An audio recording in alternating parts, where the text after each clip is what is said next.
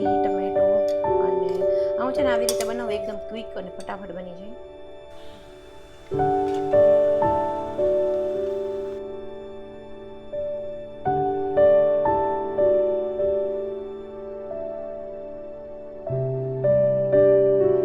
Hello નમસ્તે friend, સ્વાગત કરું છું ફરીથી બધાનું એક નવા વિડીયોમાં. તો જો અમદાવાદ જેટલા પણ દિવસ રોકાણા છે ને એટલા દિવસ પ્રહાન અને ધ્યાનને ખૂબ જ એન્જોય કરાવ્યું છે. ફન બ્લાસ્ટમાં આવ્યા હતા, ત્યાં બંને ખૂબ જ એન્જોય કર્યું, મજા કરી અને બસ પછી થોડા ઘણી મોલમાંથી શોપિંગ કરી અને ઘરે આવી ગયા હતા. લગભગ 4 દિવસ રોકાણા ને એમાં 2 કે 3 દિવસ અમે મોલમાં ગયા હતા, કેમ કે ત્યાં ગેમ ઝોનને હોય ને તો મજા આવે પ્રહાનને એટલા માટે. બાકી જો આ 2-3 બુક્સની શોપિંગ કરી છે નવી. બાકી મિનિસોમાંથી જો આ વાળા છે ને નાના નાના ટિશ્યુ પેપર આવે છે કે જે મારે સ્લિંગ બેગમાં રાખવા માટે હું આ વાળા યુઝ કરતી હોઉં છું. અને એક આ વાળું મેં બેગ લીધું છે ક્રોસવર્ડ જે બુક સ્ટોર છે ને એમાંથી જ, અને બહુ સરસ આખું મલ કોટનનું બેગ છે. અને આ ટાઈપનું ઇન્સ્ટાગ્રામમાં ઘણા ટાઈમથી હું જોતી હતી, બટ મને ઓનલાઈન ઇન્સ્ટાગ્રામમાં મંગાવવામાં થોડું એવું થાય કે ખબર નહીં કયા પેજમાં ઓથેન્ટિક હોય કે ન હોય, આઈડિયા ન આવે. એટલે મેં ત્યાં રૂબરૂ જોયું ને તો લીધું. ઉપરથી ઝીપવાળું છે, અંદર બી એક ખાનું છે. બાકી ત્યાં જ પ્રાહના છે ને મોલમાં જ હેરકટ કરાવ્યા. ફર્સ્ટ ટાઈમ મેં આ રીતના એના મોલમાં કરાવ્યા, બહુ જ સરસ કરાવ્યા હતા અને એને મજા પડી ગઈ થોડી. એના મસાજ ને બધું કર્યું ને એટલે.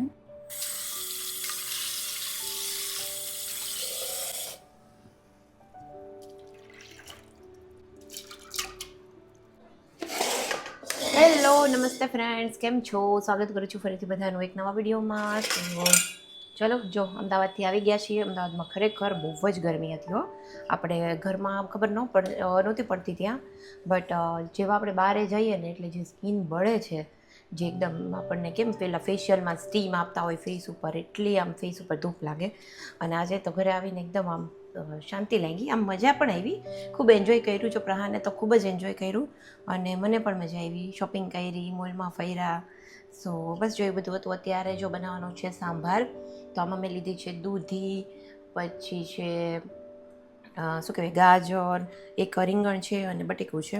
તો થોડું થોડું શાકભાજી પડ્યું હતું, એ બધું આમાં નાખી દઉં છું. જોકે આમ તો હું નાખું જ છું હમણાંથી આ બધું વેજીટેબલ્સ. અને ડુંગળી ટમેટા બધું હું છે ને આની અંદર જ નાખી દઉં છું. મેં તુવેરની દાળ લીધી છે, તુવેરની દાળને ધોઈ નાખી છે. અને હવે એની અંદર બધા વેજીટેબલ્સ, ટમેટું અને ડુંગળી બધું જ એક સાથે જ આની અંદર નાખી અને બાફી નાખીશ. અને બસ પછી એકદમ સિમ્પલ એવો વઘાર કરી નાખીશ. અને આજે હું સાંભાર યુઝ કરવાની છું. સાંભાર મસાલો જે હું લાવી છું ને, મેં કીધું તો લાસ્ટ વિડીયોમાં મેં બતાવેલું છે કે મારા ભાભીની જે બેન છે ને, એમના સાસુ જે પોતે એ લોકો સાઉથ ઇન્ડિયન છે, તો એ બહુ જ સરસ બધા ઘરે હોમમેડ સાંભાર મસાલા અને અલગ અલગ મસાલા બનાવે છે.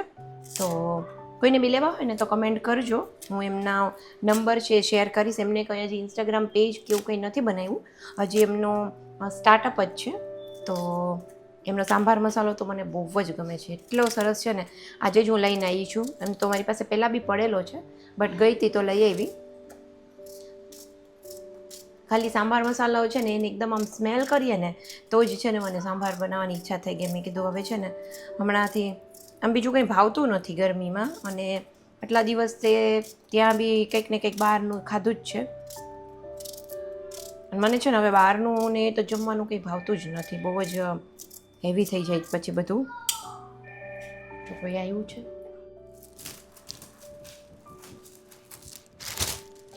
સો અમારે અહીંયા છે ને બ્લિંકિટ નથી કે નથી સ્વિગી કે જેમાં ગ્રોસરીઝ આવી જાય.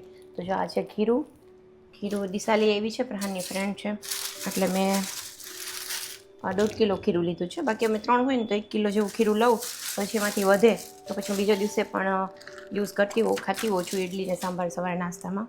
દૂધ બી મંગાવ્યું છે, કેમ કે આજે દૂધ છે ને એ હજી મેં નહોતો ઓર્ડર કર્યો, મતલબ કીધું નહોતું એટલે દેવા નથી આવ્યા.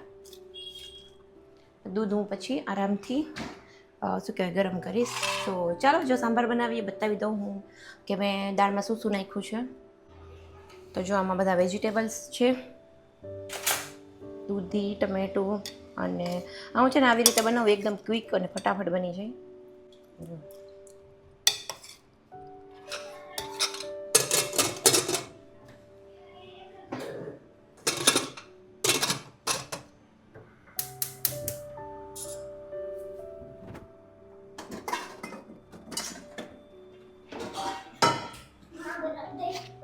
નહીં હું બરફ નથી એમાં, હજી બધી પ્લેટો ધોઈ છે.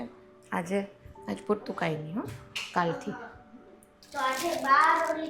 તો જો અહીંયા પ્રહાન આવી ગયો ને અને મને કહે છે કે મને ચોપાટીએ જવું છે, મને ચકેડીમાં બેસવા જવું છે. બટ મેં કીધું અત્યારે મારી પાસે ટાઈમ નથી, કેમ કે આજે જ આપણે આવ્યા છીએ. હું થાકી પણ ગઈ છું અને રસોઈ કરીને આજનો દિવસ આપણે સૂઈ જઈએ. કાલથી હું તને લઈ જઈશ, તારે જ્યાં જવું હોય ને ત્યાં.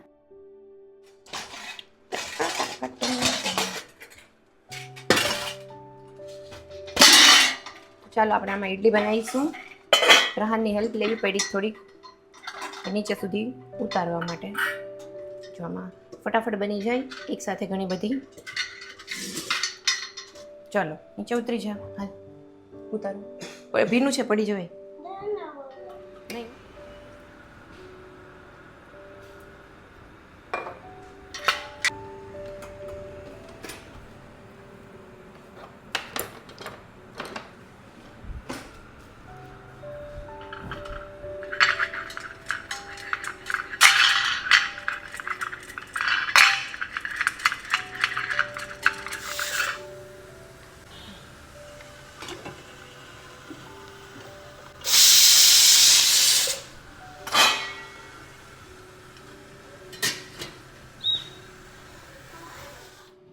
તો જો એકદમ સિમ્પલ એવો સાંભાર બનીને રેડી છે. સાંભાર મસાલો મેં બતાવતા ભૂલી ગઈ, કેમ કે બંને છોકરાઓ એટલી પેલી કરતા હતા ને.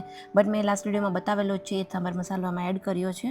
ચાલો જો નેક્સ્ટ ડેની મોર્નિંગ થઈ ગઈ છે અને બસ જો હવે સવારમાં થોડું ઘણું આ રૂમમાં બધું સરખું મૂકવાનું જ. કાલે પ્રહાનને દિશાલીએ મસ્ત સાંજ આખી જ બે રહીમાં અને રાત્રે ઇડલી સાંભાર બનાવ્યા હતા. જમીને તો બસ કિચનનું જે કંઈ કામ હતું એ કરીને સૂઈ ગયા હતા. સવારે ઉઠીને બસ જો સૌથી પહેલાં તો આજે કર્યું છે કે એટલી ગરમી થાય ને કે ફ્રેશ થવા જઈએ ને ત્યારે જ એમ થાય વાર નાહી જ લઈએ, કેમ કે આખી રાત હું રૂમમાં એસી નથી રાખતા, એટલે સવાર પડતા એમ થાય કે નાહી ધોઈને નીકળીએ પછી જ કિચનમાં જઈએ.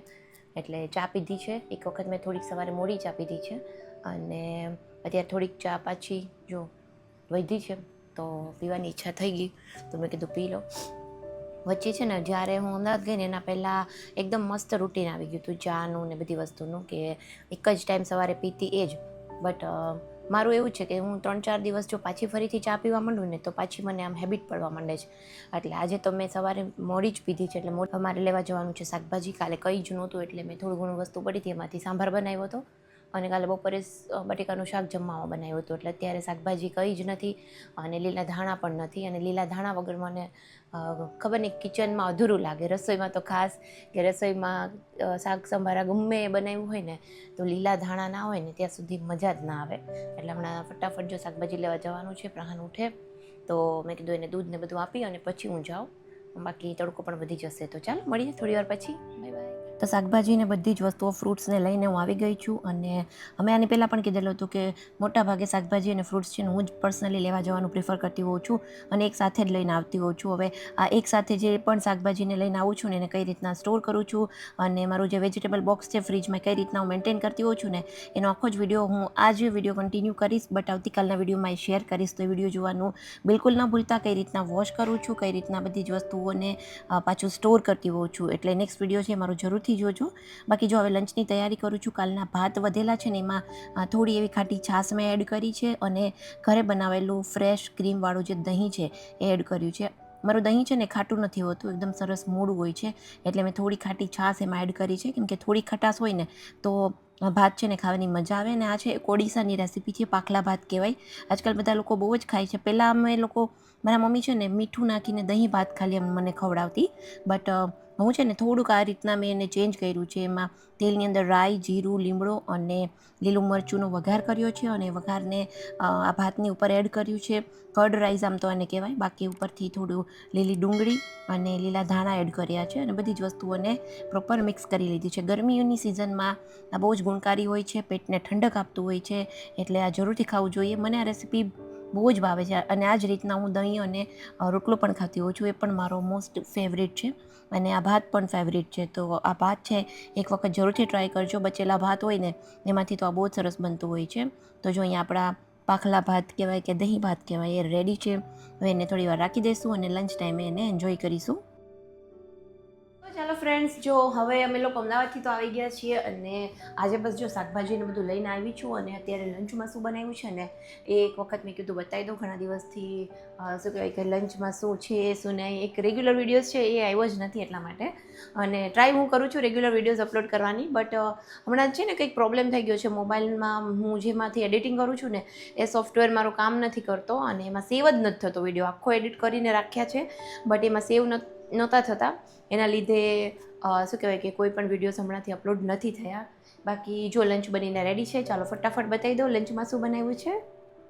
તો ચાલો જો સૌથી પહેલાં તો બતાવીએ આપણા ગુજરાતી લોકોનો ફેવરિટ હોય છે પાક્કા ગુંદાનો સંભારો. તો આ લોટવાળો સંભારો છે, જે લોટ હું મરચાંમાં ભરું છું ને એ જ મેં આમાં ભર્યો છે. ખતમ થઈ ગયો છે એટલે નેક્સ્ટ વિડીયોમાં હું લોટની રેસીપી જરૂરથી શેર કરીશ, મરચાંની પણ. આમાં જે રાતની વધેલી ઇડલી મેં 2-3 હતી તો વઘારી નાખી છે. અહીંયા બનાવ્યા છે જો દહીં ભાત, કે જે મેં એની હમણાં રેસીપી શેર કરી છે. બાકી છે થોડું એવું ફ્લાવરનું શાક મારા હસબન્ડ માટે બનાવ્યું છે અને આમાં છે રોટલી. તો ચાલો આપણું આ છે સિમ્પલ લંચ અને એની સાથે છે પાકી કેરી. સો ચાલો ફ્રેન્ડ્સ, જો એકદમ સિમ્પલ લંચ બનાવ્યું છે અને અત્યારે તડકો અને એટલો પડતો હોય છે ને કે દહીં ભાત અને હું તો એ જ જમીશ, કેમ કે મારું છે ને સ્પેશિયલી એવું છે કે હું કોઈ પણ એક સિંગલ પોટ મીલ જ લેતી હોઉં છું.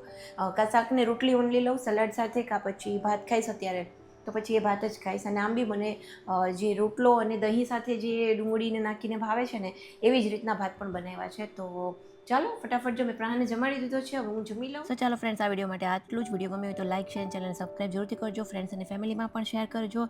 ચાલો મળીશું જલ્દીથી એક નવા વિડીયો સાથે. ત્યાં સુધી બધાને બાય બાય, આવજો, ટેક કેર. નેક્સ્ટ વિડીયો જોવાનું બિલકુલ ના ભૂલતા. કાલે જે વિડીયો હું અપલોડ કરી દઈશ. Bye bye.